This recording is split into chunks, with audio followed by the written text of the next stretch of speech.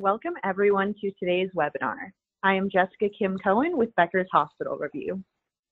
We will begin today's webinar with a presentation and we'll have time at the end of the hour for a question and answer session. You can submit any questions you have throughout the webinar by typing them into your control panel in the space labeled Enter a Question for Staff and clicking Send. We are looking forward to hearing your questions. Additionally, in about a week following the webinar, we will be sending you a copy of the presentation to the email you used to register. At this time, it is now my pleasure to start today's webinar by introducing our presenter, Wes Wright, Chief Technology Officer at Imprivata. Wes is responsible for leading Imprivata's global technology strategy while providing technical leadership across all areas of Imprivata's overall business plan and strategic vision. Wes has a wealth of experience leading technology teams supporting innovation in healthcare, most recently as CTO of Sutter Health. Prior to that, Wes served in the U.S. Air Force as a Korean linguist, among other things. After retiring as a major, Wes started his new career at Scripps Health in San Diego, and then moved to Seattle where he was CTO and then CIO for that organization.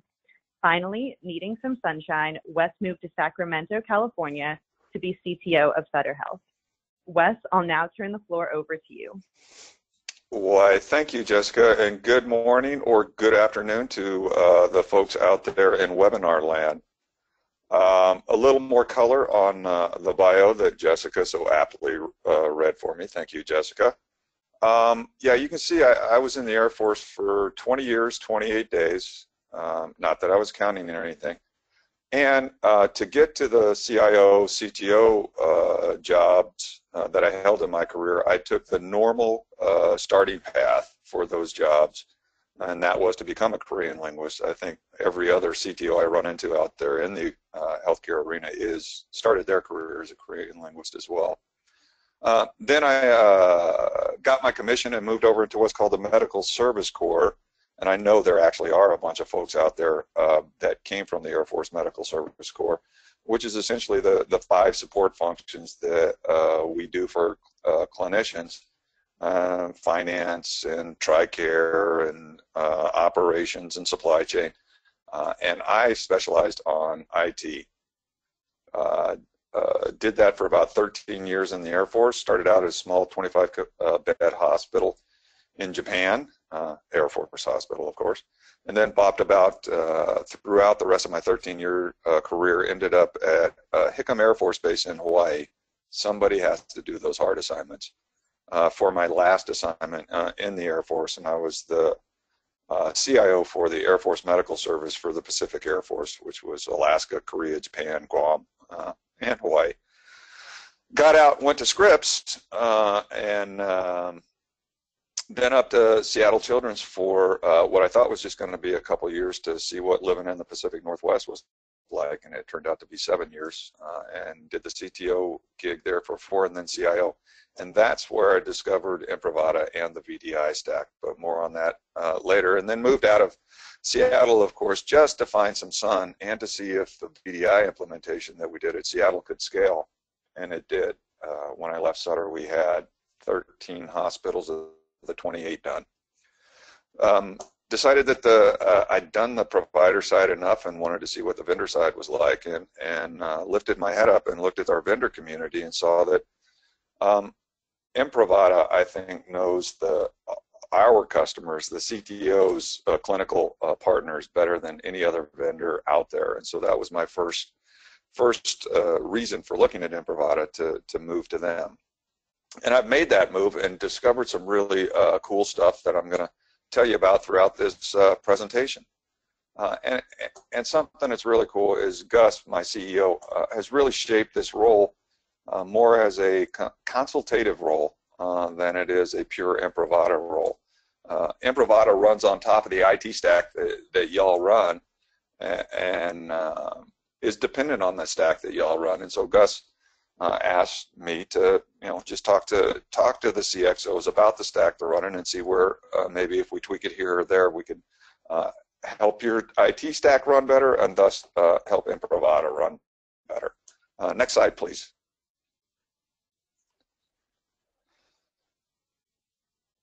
So This is the first time, not this is the first time, but this is an Imprivata slide that I did not even know that the first EKG was invented in 1903, and something I also didn't know, that the E in EKG stands for Eindhoven. No, it doesn't. It doesn't really. Sorry about that. But if I invented the EKG in 1903, I would want my name attached to it. And then we move into the where EHRs just started to appear. Some of Wes's background in early 1990 is when the DoD and particularly the Air Force started rolling out what at that time was called the Composite Healthcare System, the CHCS. Some of y'all might have heard that name before and cursed that name yourselves a couple times. Then in the 2000s, we moved to virtual desktops. And then in the 2010s, everybody who tries to do virtual desktop has to pay for the sins of the people who tried virtual desktop in the 2000s. That's just the way it is. There were not very many successful VDI implementations in the early 2000s. So whenever you try and install VDI now, at least this has been my experience and totally my experience at Sutter, is that the attempts that people made back in the 2005, 2004 eras, people are still really nervous when you mention VDI because they remember that initial try at it at some organization they were at. Just a caution to y'all, if you're going to try and do VDI in your facility, there might be a little extra baggage that you didn't know about hanging around. So that's VDI, and then we're moving into mobile. Everything, it seems like everything is going mobile. If you follow me on LinkedIn, even Imprivata is going mobile. I posted last week that we just released something we call MDA, Mobile Device Access, which turns your Android device into essentially the same thing as a kiosk device, a kiosk PC device. Pretty cool. Take a look at it. But we see that mobile's going everywhere and everybody wants to be on mobile. So that's the way we're going as well. But intrinsically, we can't just pick out products. Next slide, please. I've developed throughout my, long time in this area, this, what I call a healthcare technical vision. I've used it at all the places that I've been at from a provider organization, and I've actually briefed this at Imprivata in a couple places as well, and it seems to ring true at every place I do brief it. So ultimately in healthcare IT, I think our job is to make technology transparent to our clinical and business partners. That is, remove the friction of technology from the day-to-day workflow that our clinical and business partners do. And Imprivata helps me do that. So that vision is supported by, and I stole this one, virtual cloud mobile first. I stole this from Microsoft when Satya just came on. He was, I think, cloud first, mobile first. That was their vision at Microsoft, and I think they missed it a little bit. I think you first go virtual, then you go cloud, then you can go mobile. But you get there operating on some pretty easy IT principles, and those principles are what I call QS4, and that's quality's at the top. That's what we're all aiming for, is quality, and this is the IHI definition of quality with the 6 things in healthcare: access, affordability, and some other ones. So the only way that I think that health IT can support quality is through these 3 areas. Directly, we support the quality that our clinical and business partners give healthcare through, in this particular order, and it's very important that it's in this order, is through stability, security, and speed. And when I talk speed in this instance, 5 years ago when I developed this, I was talking speed. I was really thinking of speed of compute, speed of the application, but 3 or 4 years ago I realized, no, that's pretty even all the way around. Where we can really help with the quality of healthcare is our speed of deployment.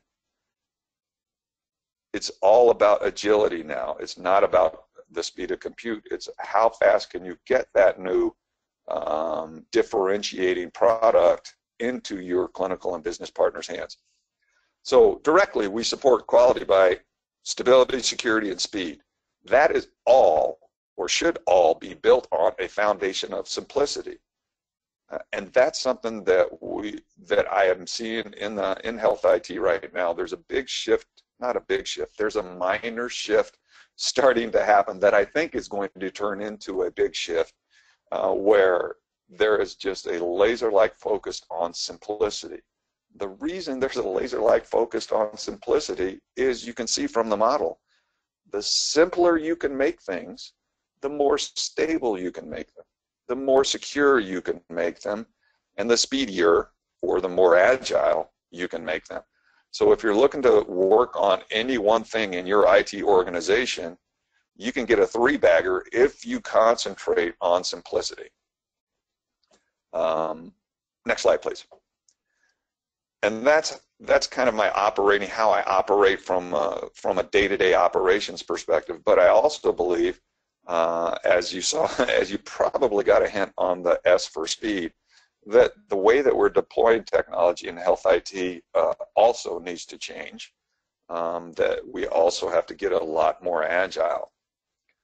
You know, in healthcare, we want to deploy technology, and most of our users don't think this. I'm sorry, I said users.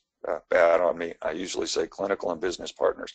Most of our clinical and business partners don't think that we deploy IT to make their lives more helpful, because a lot of the stuff that we have been forced to deploy from a security perspective does the opposite.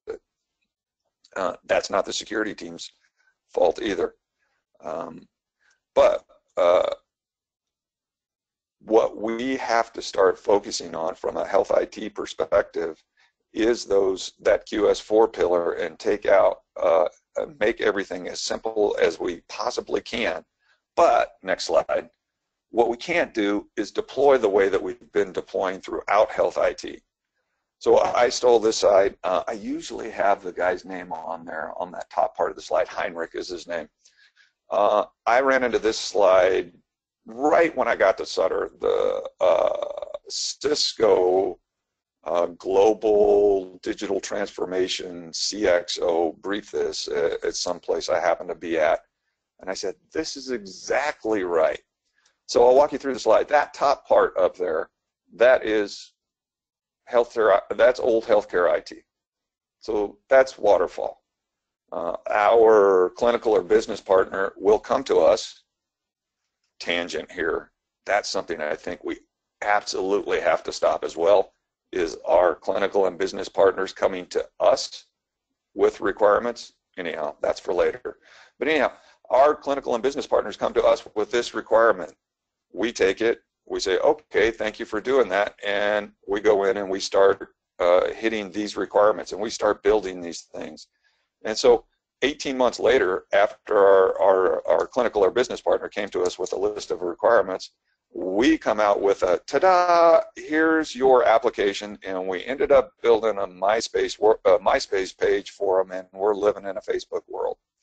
The way I started deploying things at Sutter, once I saw this this slide and went, duh, had a V8 moment, is, and they actually call this methodology in some places, the skateboard methodology.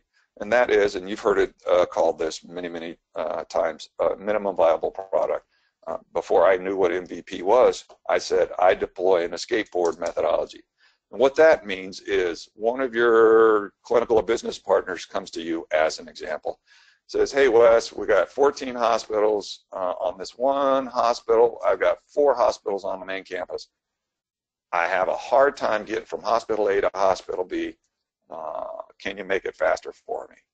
Yeah, I can make it faster for you. I can make it faster for you right away. Here's a skateboard. And that user, that clinical partner or business partner comes back to me and says, hey, the skateboard was fine. It got me there, but I keep falling off. So I give them a skateboard with a handle called a scooter. And that iteration keeps happening and keeps happening and keeps happening. But throughout that whole, however long the process takes, you are giving your clinical and business partner or business partner these little drops of value along the whole build cycle.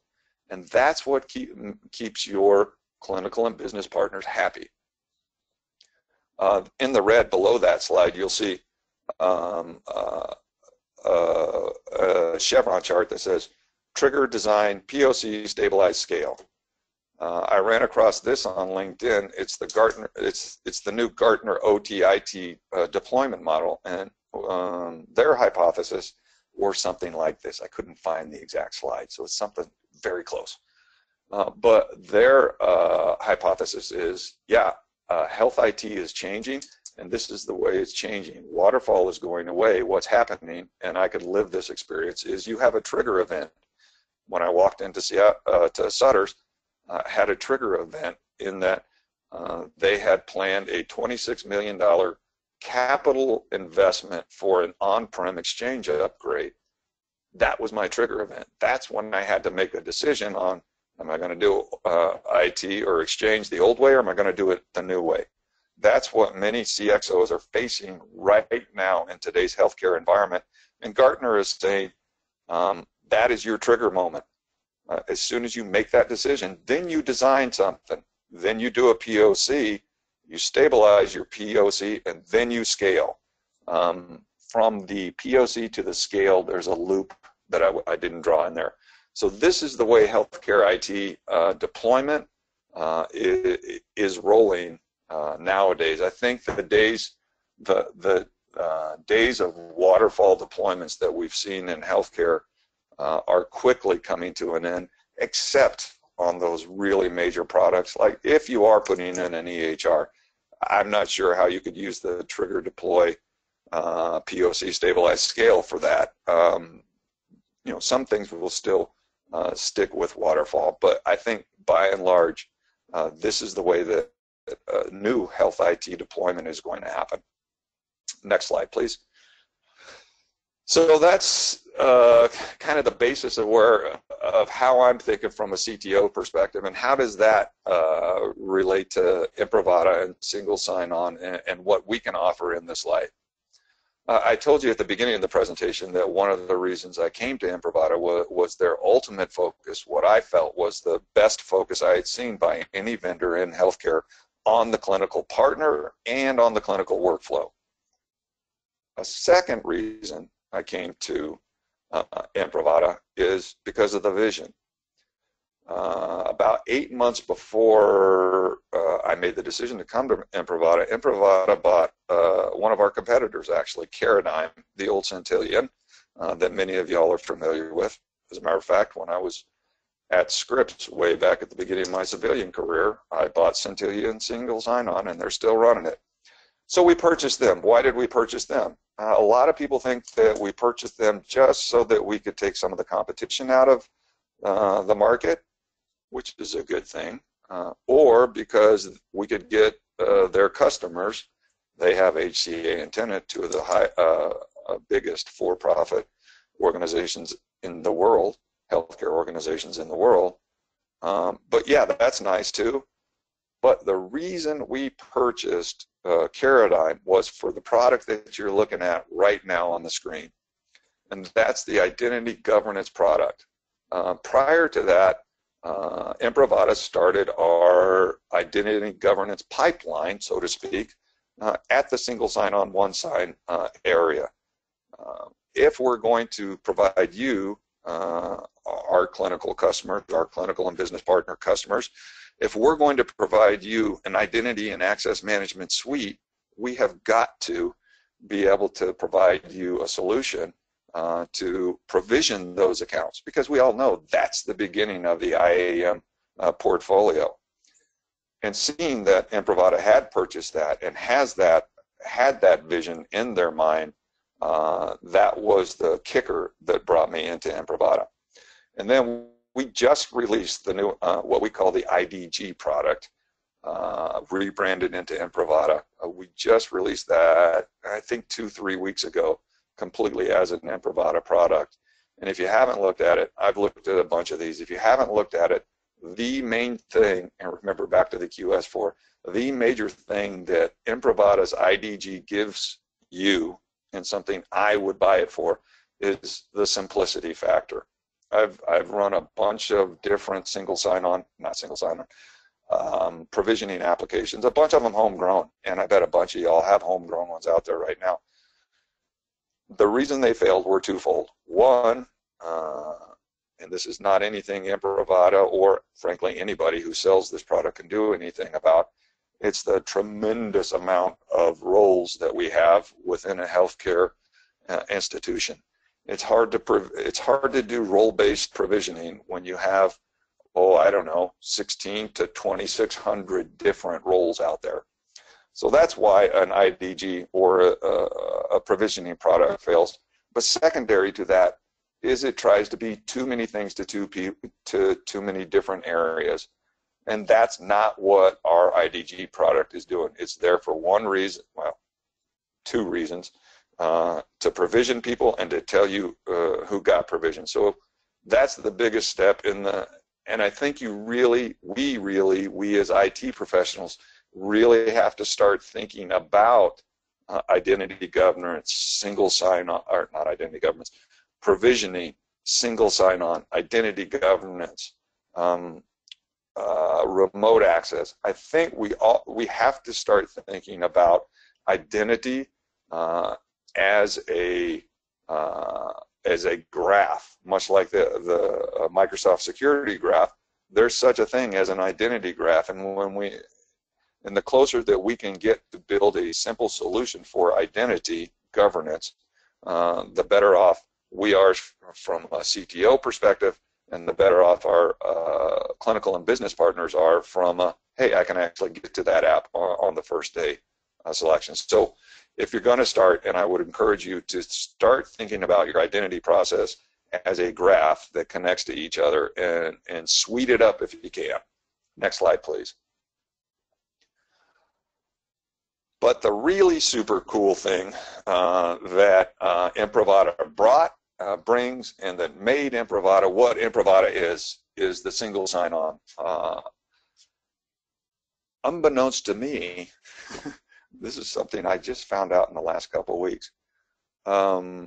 When most healthcare institutions buy Improvata single sign-on, they only buy it for our clinical population. It makes perfect sense, because that's the secret sauce that our Improvata one-sign single sign-on brings.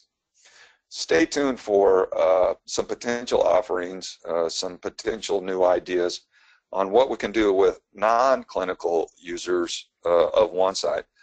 Because again, we're trying to get back to that bottom pillar of QS4, and that's simplicity.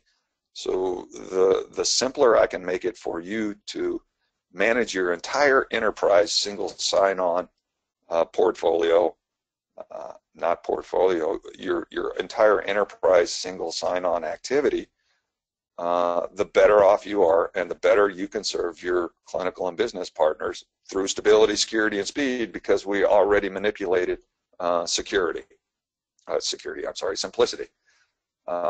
So look for stuff on that. Next slide, please. What we're seeing now, and what you'll be seeing if you're in one of the 14 states that has approved electronic prescribing of controlled substances, is how Improvata single sign-on, and particularly Confirm ID, can bring your workflow, even with EPCS requirements, and some of the stuff that we have coming. Is it coming now, or is it available? It's right in there. A secure walkaway and an always-off product that we're bringing out. With those two combined with our Confirm ID, you can make it to where the EPCS workflow for your physicians is completely seamless. This means more and more. The House just passed, I just saw in my email this morning, the House just passed, not the full opioid bill, but the part of the full opioid bill that mandates electronic prescribing of controlled substances. Now it still has to get through the Senate and pass the president and stuff like that. But in the meantime, a lot of states are doing this without our U.S. Congress involvement whatsoever. Like I told you, 14 already have, and I think there's another 9 or 10. You can look on our site for the ones that have legislation in place. So if you want to maintain that simple workflow, the uninterrupted workflow that your physicians are used to doing right now with normal orders, or even with controlled substances orders that they're not mandated to do electronic now, the easiest way to do that is with Confirm ID. The enrollment process, mind you, is a little bit onerous, for lack of a better term, but that's not an Imprivata thing, that's a DEA thing. But once that's done, you're in great shape. Next slide, please. So if you start with where we started, and I actually had to switch these slides, this series of 3 slides around because Imprivata is so used to leading with the one sign that I actually had to, no, I'm going to lead with IDG because I believe that's where your identity management graph should start. So once you get all this stuff together, you can see that, and again, this is why I moved to Imprivata. Imprivata is building a suite, a security graph for you. Yeah, we have some pockets here and there, and we're working on those. For instance, a privileged access management module. We don't have one of those right now. We're working on that because we believe that that's part of the security graph, not the security graph, the identity graph that healthcare IT needs. But bottom line is, the perspective that Imprivata is bringing to the management of identity within healthcare is the exact same perspective that I was forming when I was sitting in the CTO role as a provider for my clinical and business partners. So that's what brought me to Imprivata, and that's what's got me excited about what we can do with identity. Not just a single sign-on identity or not just a provisioned identity, but a whole identity with a whole suite of tools around us. And with that, I think I'm going to end the session and give an opportunity for folks to ask any questions they may or may not have come up with while I was rambling on. So Jessica, I'll turn it back over to you. Thank you, Wes, for that fantastic presentation. We will now begin today's question and answer session. Please submit any questions you have by typing them into your control panel in the space labeled Enter a Question for Staff and clicking Send. We will try to get through as many questions as we have time for. Our first Jessica, question I bet. Go ahead. Oh, sorry. Our first question is, are there any success metrics or milestones that you use to move from one stage of technology deployment to the next?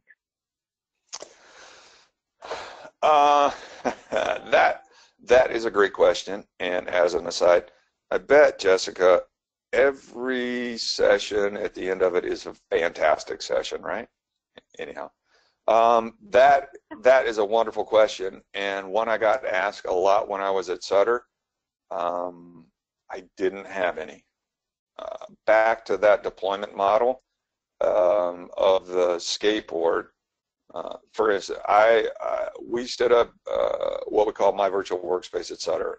It's a technology stack that consisted of Citrix, Zen Imprivata, Office 365, Windows 7, and LRS Follow Me Printing. Picked a facility, rolled that out into the facility, and when I rolled that out into Roseville, that was the closest facility that we had, probably our third most profitable hospital in the system. When we rolled that out to Roseville, the metric that I used to see if it was successful or not was hugs and high fives. If I got hugs and high fives when we were rolling this out, and by the way, at all 12 hospitals that we rolled this out to at Sutter, every one of them hugs and high fives. If I got hugs and high fives when we rolled this out, that was my success metric.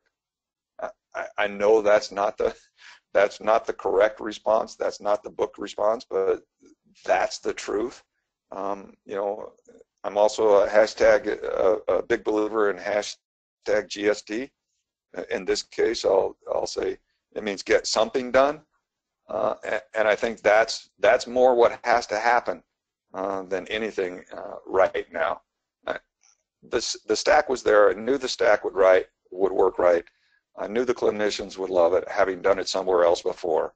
And this gets back to that slide, the deployment slide I was talking about earlier, in the why my hackles kind of raise when people say, yeah, we'll take the clinical and business partner requirements.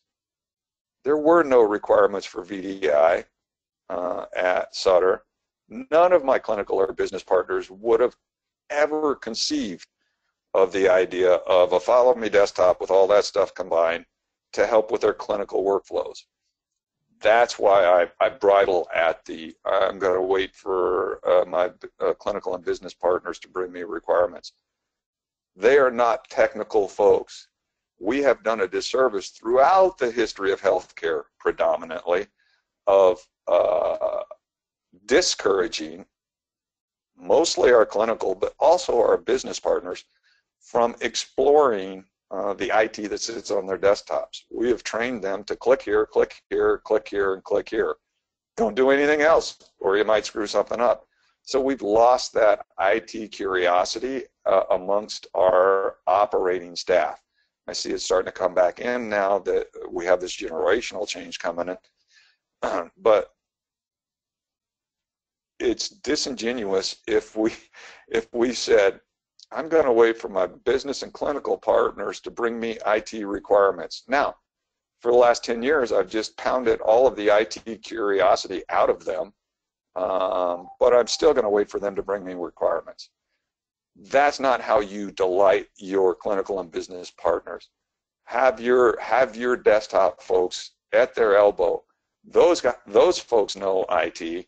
They know when they see something that goes, well, why are they doing that? If we did this, we could take 10 seconds out of their lives. Take 10 seconds out of a physician's life at every appointment, and you've just made a friend. So that's how this new deployment philosophy has to work. Sorry for the big, long, rambling, soapboxish kind of answer on that, but I took my opportunity where I could. That's a really great point. Thanks so much for going over that, Wes. This next audience member wants to ask, how is your organization leveraging EMR and ancillary application single sign-on? So my organization isn't right now with Imprivata, but when I was at Sutter, we had single sign-on for everybody. I bought Imprivata One Sign for the whole entire population. And we, again, back to the $26 million trigger point I was at when I walked in there, we converted to Exchange Online, and when you convert to Exchange Online, you get Active Directory Federation services for free. What comes with Active Directory, not for free, sorry, I vowed to stop saying that. You get Active Directory Federated services at no additional cost. That's more like it. So you get that, and with that comes the best web single sign-on application out there. And so at Sutter, what I did was combine the best clinical workflow single sign-on solution with what I thought was the best web SSO solution. And when my users, dang it, when my clinical or business partners, it only takes 9 weeks and I go back to old habits. When my clinical and business partners logged in for the first time at the beginning of the day, one, they were getting a brand new VDI pristine with that stack on it, and that is the last time they used an username and password, be it on the web or on-prem, that whole entire day. And that, again, all I'm trying to do is take the friction of technology out from in front of my clinical and business partners, and that's a really easy way to do it. Thanks so much for clarifying that. Our next question is, at what point would you recommend getting certified in Imprivata? What type of certifications are available, and where do I go to learn more? Yeah, we have just started. You can take the classes, the Imprivata administrator classes and that kind of stuff, and get a certificate for that. We have just started internally to Imprivata, because I asked the same question 9 weeks ago when I got there, because I want to get certified in all of our products. We have just started an official certification program internal to Imprivata right now that I think we're going to probably cook in the kitchen for a little bit and then release out to our IT administrators. Joel, check. Joel is also on the line in case I say he's from Imprivata and has been the one-side product manager for quite some time. So in case I say something incorrect, Joel will step in and correct me. Joel, do you have some more information you can provide on certification for me? Yeah. So Wes, hi everybody. So from a certification process, I think just to highlight, when we go through our process, with every organization we engage with, we have teams that do a clinical walkthrough, right? We have teams that kind of get to know and understand each organization's workflows and user personas, et cetera. And once the organization itself begins to, deploy and roll out and explore their single sign-on solution, we do have certifications available, and our professional services teams available to really deep dive into understanding, again, what it is that an organization is doing, working directly with their IT folks to help with that enablement process. So we do firmly believe in kind of as much hand-holding as an organization may want with us. We do have certification classes available today. So to Wes's point, I think those are things that we do offer our customers today for more enhanced insight and certifications with our solutions.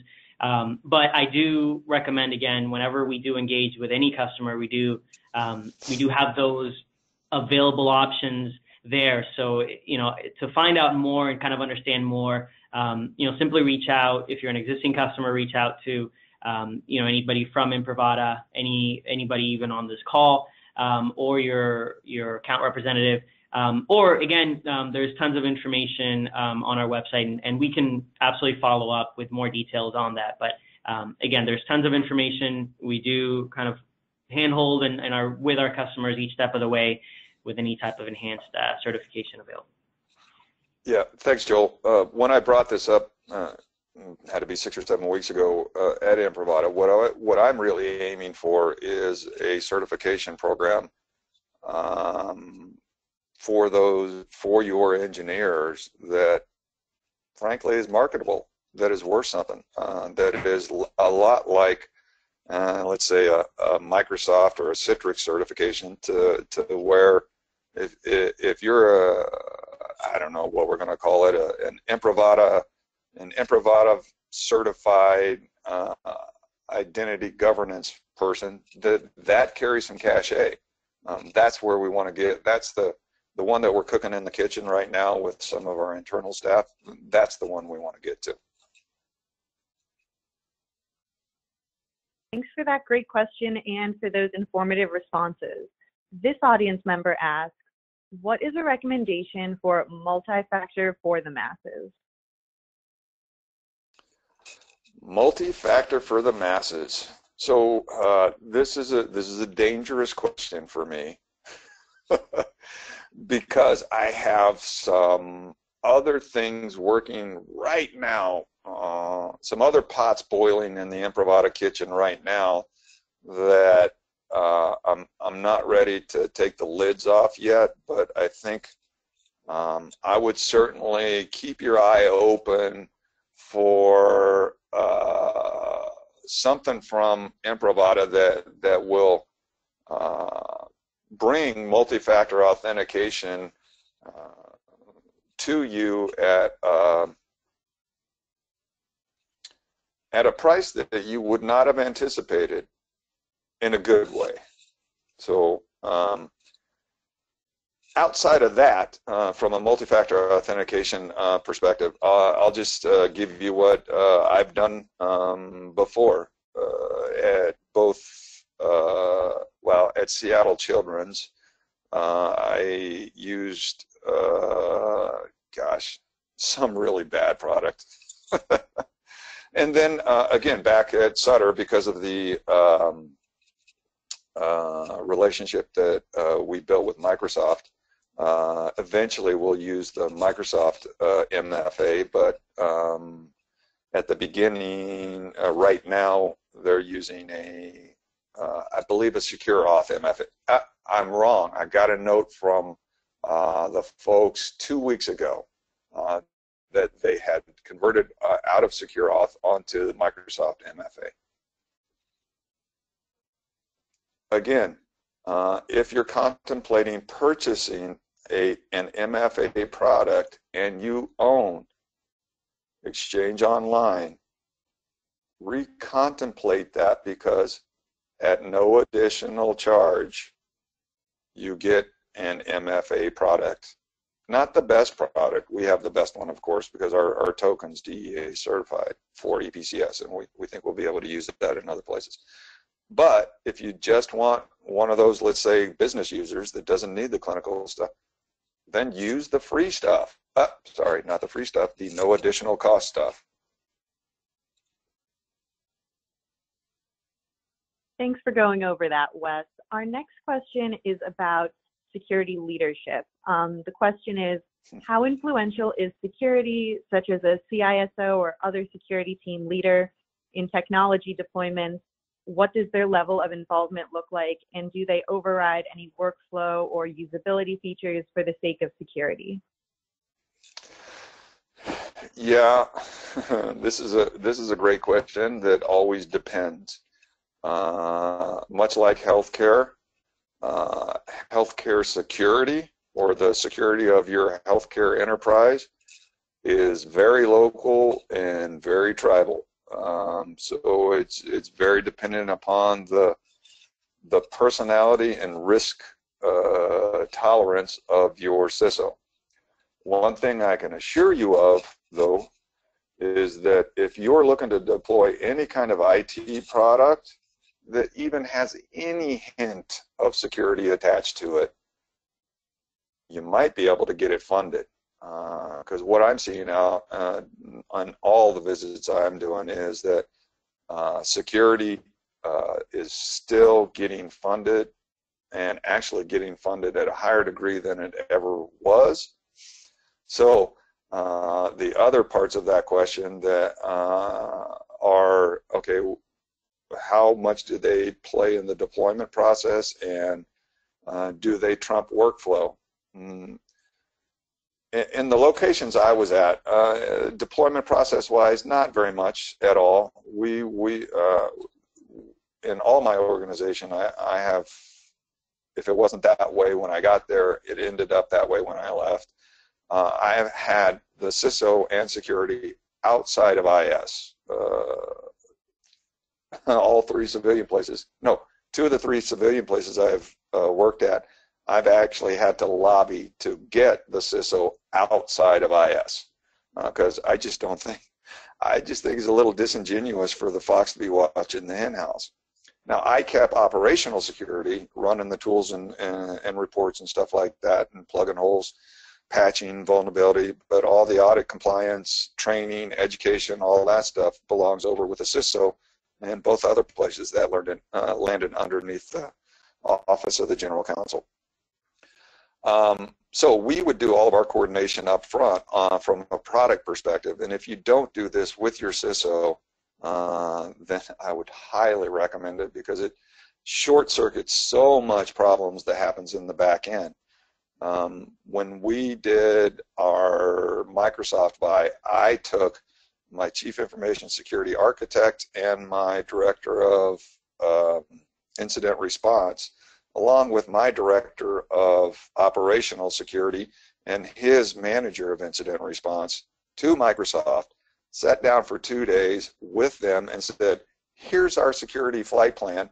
given that we can get these tools from Microsoft, not for free, but at no additional cost, let's use those, and then we'll plug in any gaps with these. And once we got that established, then I had no issues whatsoever running the deployments. CISO didn't want to be in it at all.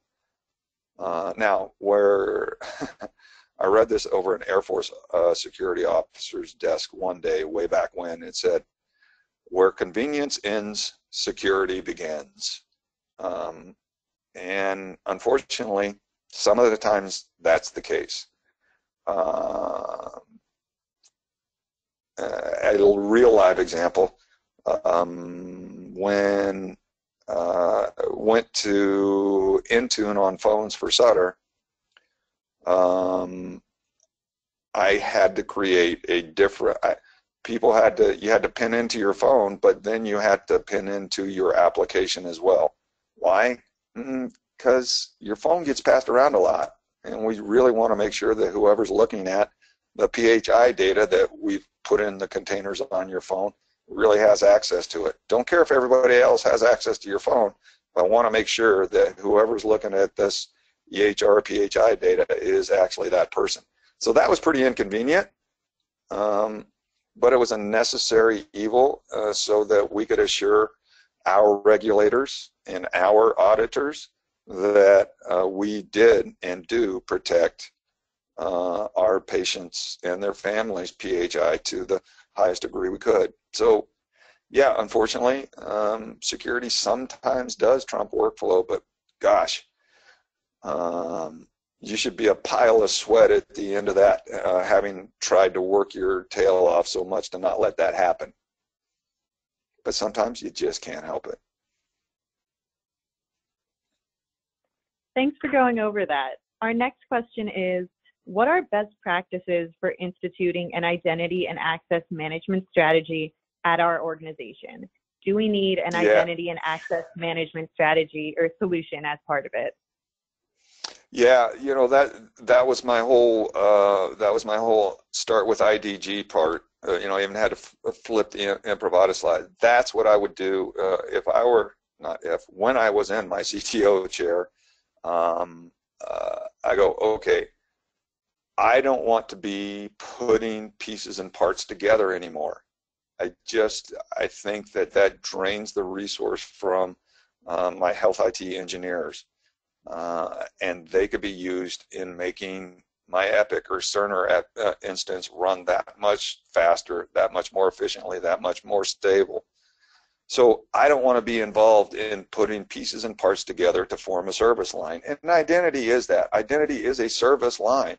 It is a service that you an IT organization provide. So I don't want to complicate that service line any more than it needs to be.